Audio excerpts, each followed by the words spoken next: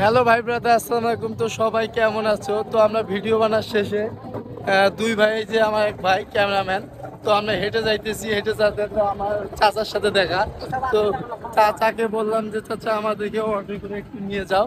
তো চাচা মানবতার ফেরিওয়ালার মতো করে আমাদের দুই ভাইকে উঠাই দিল, উঠাই নিয়ে যাইতেছি। এবং রাস্তার ভিউটা অনেক সুন্দর, এবং আপনাদেরকে রাস্তার ভিউটাও দেখাইতেছি পিছন ক্যামেরা দিয়ে। চাচাটা অনেক ভালো, যে বিপদে আপদে সবাইকে উপকার করে।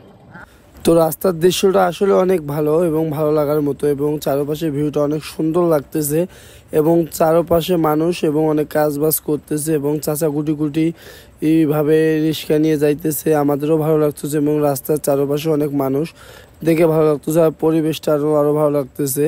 চারপাশে ভিউটা যে এত সুন্দর আমি কখনোই উপভোগ করি নাই।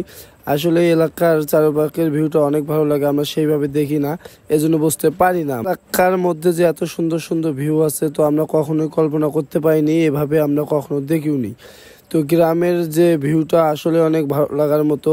তো আমরা কখনোই ভাবতে পারি নাই যে এরকম ভিউ আমরা পাবো, ওই ক্যামেরার মধ্যেখানে বন্দি করতে পারবো।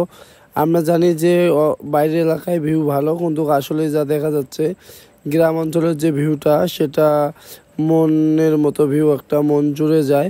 তো তোমাদের কীরকম গ্রামের ভিউ কীরকম লাগে অবশ্যই কমেন্টে জানাবেন। এবং চাচা অনেক উপকারী। আমার ক্যামেরাম্যান অসুস্থ থাকার কারণে চাচাকে বললাম চাচা একটু বাসায় নিয়ে যাও। তো চাচা দিক বিক না তাকিয়ে আমাদেরকে নিল, এবং আমরা অটো থেকে নামলাম এবং চাচার সাথে কিছু কথা বললাম। এই সেই চাচা, আমার মানবতার ফেরিওয়ালা। আমাদের কষ্ট দেখে চাচাটা আমাদেরকে অটোতে করে নিয়ে এসেছে।